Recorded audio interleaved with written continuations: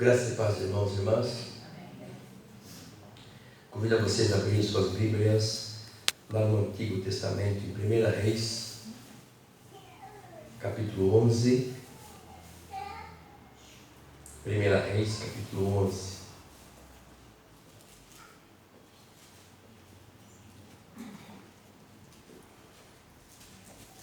Fica depois de Samuel e antes de 2 Reis. Diz assim a palavra do Senhor, mesmo acertados, mas reverentemente, ouvindo bastante com o coração. 1 Reis, capítulo 11. Mesmo acertados, mas com reverência, ouçamos a palavra do Senhor. A idolatria de Salomão. Ora, além da filha de Faraó, amou Salomão muitas mulheres estrangeiras, moabitas, amonitas, edomitas, sidônias e etéias, mulheres das nações de que havia o Senhor dito aos filhos de Israel: não caseis com elas, nem casem elas convosco, pois vos perverteriam o coração para seguirdes os seus deuses. A estas se apegou Salomão pelo amor. Tinha 700 mulheres, princesas e 300 concubinas, e suas mulheres lhe perverteram o coração. Sendo já velho, suas mulheres lhe perverteram o coração para seguir outros deuses, e o seu coração não era de todo fiel para com o Senhor, seu Deus, como fora de seu pai Davi. Salomão seguiu a Astarote, deusa dos sidônios, e a Milcom, abominação dos amonitas. Assim fez Salomão o que era mal perante o Senhor, e não perseverou em seguir ao Senhor como Davi, seu pai. Nesse tempo edificou Salomão um santuário a Quemos, abominação de Moabe, sobre o monte fronteiro a Jerusalém, e a Maloque, abominação dos filhos de Amon. Assim fez para com todas as suas mulheres estrangeiras, as quais queimavam incenso e sacrificavam a seus deuses. Pelo que o Senhor se indignou contra Salomão, pois desviaram o seu coração do Senhor, Deus de Israel, que 2 vezes lhe aparecera. Acerca disso, lhe tinha ordenado que não seguisse a outros deuses. Ele, porém, não guardou o que o Senhor lhe ordenara. Por isso disse o Senhor a Salomão: visto que assim procedeste, e não guardaste a minha aliança, nem os meus estatutos que te mandei, tirarei de ti este reino e o darei a teu servo. Contudo, não farei nos teus dias, por amor de Davi, teu pai, da mão de teu filho o tirarei. Todavia não tirarei o reino todo, darei uma tribo a teu filho, por amor de Davi, meu servo, e por amor de Jerusalém, que escolhi. Amém. Oremos. Pai, te louvamos por esta linda manhã de domingo, que nos reunimos para aqui prostrados, adorarmos o teu santo nome, agradecidos pela tua maravilhosa graça, que tem tocado os nossos corações e transformado as nossas vidas. Somos merecedores do teu amor, somos merecedores da tua salvação, e te agradecemos, ó Pai, por ser um Deus santo, vivo e misericordioso. E agora suplicamos-te que o Senhor venha a nos edificar com tua palavra, que ela venha nos alimentar, nos ensinar, para que possamos andar conforme o teu coração. Em teu nome, Jesus, é que nós oramos. Amém. Nós estamos num período cronológico do nosso calendário um tanto quanto diferenciado, né? E podemos deixar de fazer menção que hoje podemos dizer que começamos a Semana da Pátria, né? Nas escolas, nas melhores escolas, pelo menos, através dos melhores professores, nós celebramos isso e trazemos à luz, porque isso já não faz muito mais parte nem do currículo, nem no dia a dia das escolas. São os professores que têm que lembrar isso, a Semana da Pátria, e fazer com que as crianças, os adolescentes, pensem um pouquinho a respeito disso, da importância da nossa nação, da formação do nosso povo.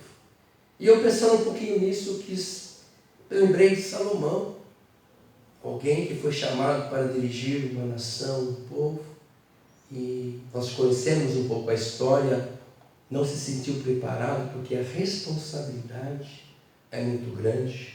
Hoje também, ontem foi o dia do pastor presbiteriano, hoje me fizeram uma homenagem linda em que eu tenho isso como um dia de reflexão também para a minha vida e meu ministério, porque é algo que me traz um pouco de aflição, porque é muita responsabilidade, porque é algo que não diz respeito só a mim, a minha família, mas ao reino de Deus, daquilo que o Senhor tem colocado na nossa mão. E eu pensando um pouquinho na vida de Salomão, já lembrando da sua preocupação e olhando para o texto bíblico, e me veio essa palavra para hoje compartilhar com vocês. É um texto um pouco quanto difícil de trabalhar, diante de uma historicidade de um servo de Deus, com muita relevância diante da história do reino dos homens e de Deus, a partir de um homem que foi escolhido por Deus. Salomão não era o primeiro filho de Davi, mas Deus escolheu Salomão para que reinasse sobre o seu povo. E aqui nós vemos que houve um problema sério no final da vida, especialmente no final da vida de Salomão, desse servo, em que ele fez o que era mal aos olhos do Senhor. E eu queria refletir sobre a luz desse texto, sobre um tema, o sentido da vida. Qual o sentido da vida? Isso veio por todo o texto. Diante da figura, da imagem de Salomão, de quem fora Davi, qual o sentido da vida? Alguém que, mesmo maduro, faz algumas coisas que o Senhor chama de atenção duramente. Mas Deus é bondoso, é amoroso e assevera algumas direções, mas também age com muita misericórdia. Em Neemias 13, 26 e 27, nós vemos registrado que Salomão pecou contra o Senhor.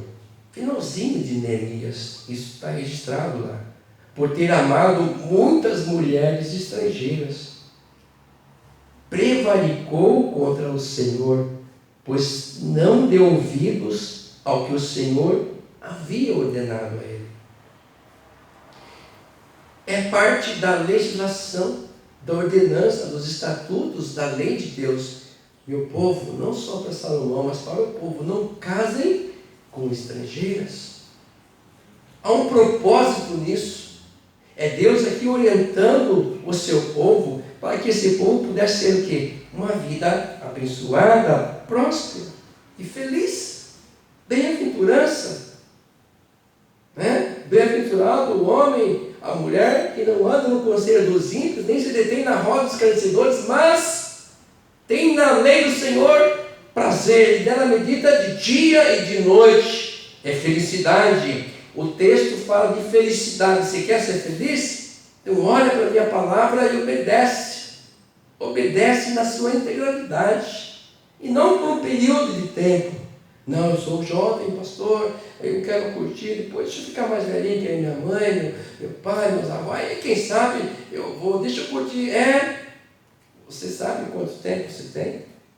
Não, né? Nenhum de nós. Hoje é o nosso tempo. Demos glórias a Deus por isso. Agradeçamos. Hoje é o tempo que Ele tem nos dado. O pano de fundo histórico desse texto está na sequência da visita da rainha de Sabá a Salomão. Né? Nós vemos aqui que a rainha de Sabá, ela visitou Salomão, famoso por sua sabedoria e por sua riqueza. E ela queria ver isso presencialmente e trouxe muitas ofertas, muitas riquezas para Salomão. E é claro, Salomão também retribuiu com muitos presentes a rainha de Sabá.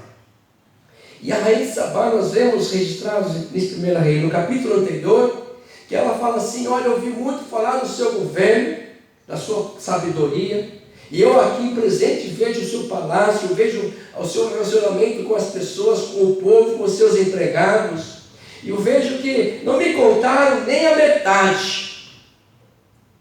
Às vezes a gente se decepciona com algumas pessoas, às vezes a gente se decepciona com algumas situações, e no caso da rainha Sabá não, ela ainda achou que, por eu ter ouvido falar muito da fama, vou chegar lá, vou ver se é verdade isso. Ela falou que nem falaram nem a metade.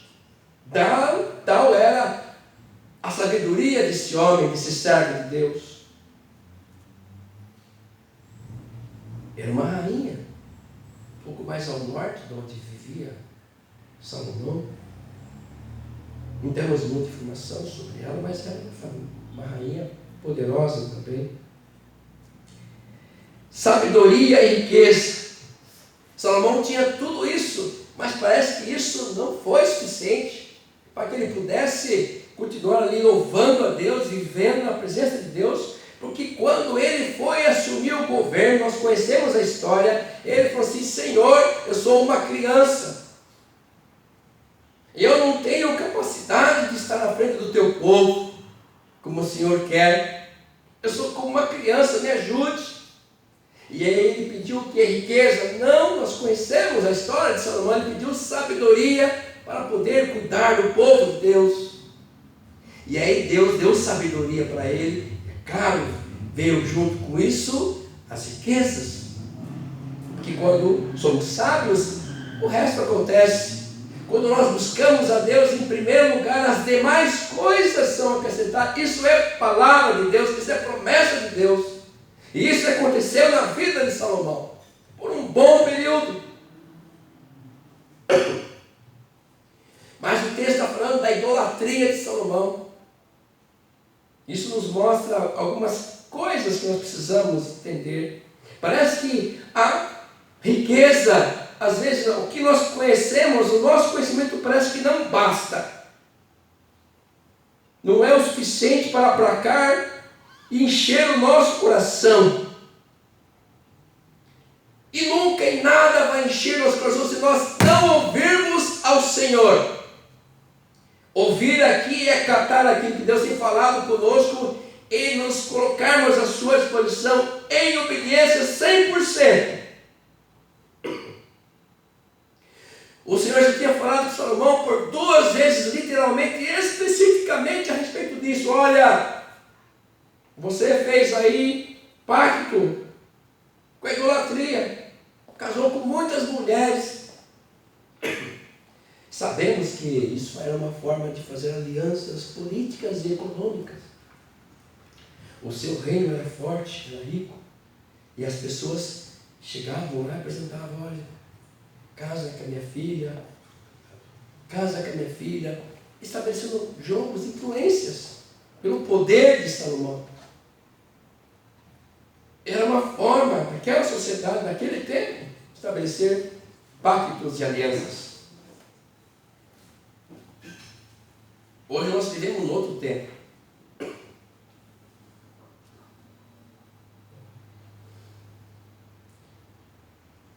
Ele era um rei, poderoso rei. Era costume de ter muitas mulheres. Aliás, em algumas religiões ainda lá no Oriente, o homem pode ter mais que uma mulher se ele puder sustentá-la. Mas nós somos ocidentais, não temos esse costume. E a palavra nos orienta a termos a sua esposa. Ainda mais nós que percebemos e sabemos que homem e mulher são iguais perante o Senhor. E que o Senhor não faz exceção de nada, de ninguém. Mas a questão aqui é que ele praticou idolatria. Ele desobedeceu à voz do Senhor, falou assim: não casem com mulheres estrangeiras, com religiões diferentes. que adoram outros deuses. Aqui a dureza de Deus não é a preocupação do Senhor para com a idoneidade física, emocional e, acima de tudo, a devoção espiritual do seu povo. É um Deus que quer abençoar, que quer orientar, que quer iluminar a vida dos seus. E para isso Ele dá todos os caminhos, inclusive a sua palavra. Ele não ouviu Deus falando com ele literalmente. Tal era o seu coração atirado às muitas paixões dessa vida. O que será que hoje pode nos afastar da direção do Senhor? Qual será o desejo do nosso coração que tem nos afastado em cumprirmos e obedecermos de fato 100% ao Senhor? É o que está posto para nós hoje. Qual o sentido da vida de Salomão? Qual o sentido da nossa vida hoje se não obedecermos a Deus na integralidade o tempo todo? Porque Deus tem o melhor para o seu povo. Ele tem um caminho de paz e vida, de prosperidade, de bênção, de saúde, de vida e vida eterna. O que está posto aqui é o que nós fazemos hoje, o que nós falamos, fazemos, pensamos, todas as nossas obras ecoam para a eternidade. E aqui Deus ainda usou de muita graça, muito cuidado, muito amor para com o seu filho, Salomão. Orientou ele e já deu o veredito de como ia acontecer. Você pecou gravemente, você fez o que era mal aos meus olhos. E vai acontecer assim, assim, assim, assado. Deus é soberano. Ele conhece tudo e tudo. Então quer dizer que o filho dele ia sofrer depois. Não, calma, não seja apressado. Você está falando com Deus Todo-Poderoso, viu? Não use seus pensamentos, as suas ideologias para tentar entender Deus e discerni-lo. Não é possível. Ele conhece e tudo em extensão e profundidade. Ele está aqui avisando profeticamente o que ia acontecer. Mas por amor ao seu pai, Davi, você não vai perder o seu reino. Ó, o amor de Deus onde vai? A bondade e a misericórdia se estende até 1000 gerações. A sua justiça até 4. Olha a diferença da bondade e misericórdia de Deus e da sua justiça. Apesar de ser Deus Todo-Poderoso. Fiquei pensando um pouquinho nessa relação que Deus tinha com Davi. O homem segundo o coração de Deus. Ele não foi perfeito, Davi, sabe? A gente precisa pegar o melhor da história. É um homem que tinha um coração segundo o coração de Deus. Que amava a Deus. Nós podemos lembrar de que Davi, ele queria, acima de tudo, obedecer a Deus. Ele sabia que um dia ele seria rei. Mas ele não meteu o pé pelas mãos, que ele teve a oportunidade de ascender ao trono antes da hora correta. Mas ele esperou. Ele teve a oportunidade de dar cabo da vida de Saul. Mas não fizera, porque ele sabia que o Senhor providenciaria tudo para ele no tempo certo, porque tudo é do Senhor. Tudo é do Senhor, no tempo dele. E ele é um Deus perfeito, Deus organizado, um Deus que ama sobremaneira. E essa maneira de Davi tratar a Deus as suas coisas e ficar indignado de ver lá o gigante Golias falando mal do povo, falando mal de Deus, ele ficou tão indignado, bravo. Está afrontando o nosso Deus. Às vezes a gente ouve umas besteiras por aí, a gente, com relação ao Senhor, a gente nem liga muito, né? Não que temos que pegar espadas, mas que devemos orar pela misericórdia de quem faz essas coisas que fala besteira com relação ao nosso Deus. Você não sabe o que está fazendo, hein? Cuidado. A gente pode avisar. Temos que pensar que a graça de Deus estava no governo de Salomão. E que era um privilégio ele ter essa direção desse governo. Porque foi ordenança do próprio Deus.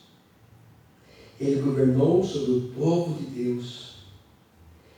E era privilégio, além da responsabilidade. E para isso o Senhor deu a ele sabedoria e muita riqueza.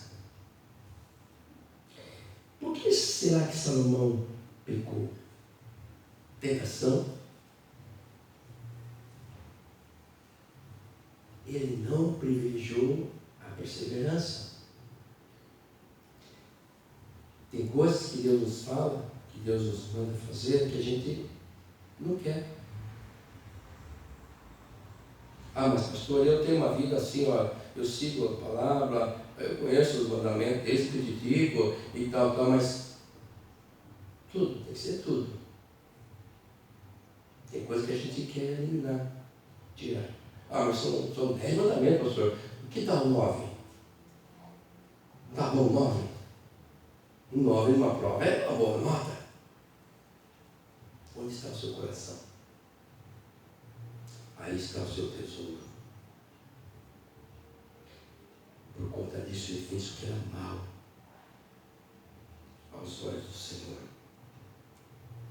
Ele não privilegiou, não perseverou, não observou a palavra do Senhor, em não se casar com outras mulheres de outros povos. Ele poderia ter 10 mil mulheres, mas tinha que ser do povo de Deus, porque Deus estava ordenando, a questão que não é quantidade, irmãos, assim é a ordenança de Deus. Não case com mulheres estranhas, não há comunhão das luzes com as trevas. O apóstolo Paulo nos fala sobre isso. Vai em 2 Coríntios 6,14. É um jugo desigual. Não, pastor, vamos orar para que depois se converte. Não entra nisso. O Senhor já manda o Senhor, não case com estrangeiros, mulheres estrangeiras. Jugo desigual, luz e trevas. Não pode haver. É orientação da palavra de Deus. Aí nós insistimos em querer fazer as coisas conforme nós pensamos, porque vai ser assim e tal, eu determino. Que começou então a deixar as coisas entrar no seu coração, fazer o que é mal aos olhos do Senhor. Não, porque depois de dar um jeito, e te converte, faz uma campanha para que haja conversão. Você quer lutar contra isso? Com aquilo que Deus está falando para você não fazer? Seja o que for na sua vida que está acabando com você.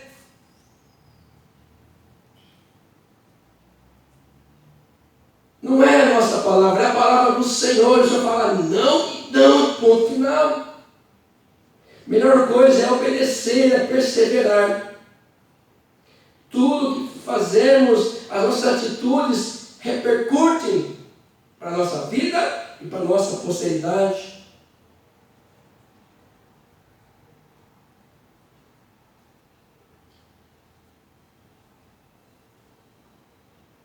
Sendo já velho, suas mulheres se perverteram o coração. Cuidado, hein, você, velho, eu sou experiente, cuidado, viu? Mesmo os velhinhos podem pisar na bola, viu? Não, porque eu sou experiente. Experiente. Você está vivo, viu? Coração é o mesmo, viu? Você velhinho ou velhinha também, tá, viu? Porque as velhinhas acham tudo. As velhinhas também. Cuidado com o coraçãozinho, viu? Cuidado, zoinho que vê. Lembra dessa musiquinha aí? Cuidado, mãozinha. Bem assim. Para todas as idades. É Deus aqui orientando, através de um exemplo amoroso, perverter o coração para seguir outros deuses. E o seu coração não era todo fiel para com o Senhor. Como assim? Como assim? que viu a ação de Deus na vida do pai dele e no seu governo por muitos anos, e onde Deus dava para ele sabedoria para decidir coisas difíceis. Chega na idade, na melhor idade, com certeza, nos 60 mais aqui, e dá essa pichotada. Deixou seu coração ser pervertido por outros deuses. Brechas. São brechas que acontecem. E atitudes indevidas, práticas indevidas, e que mudam o coração.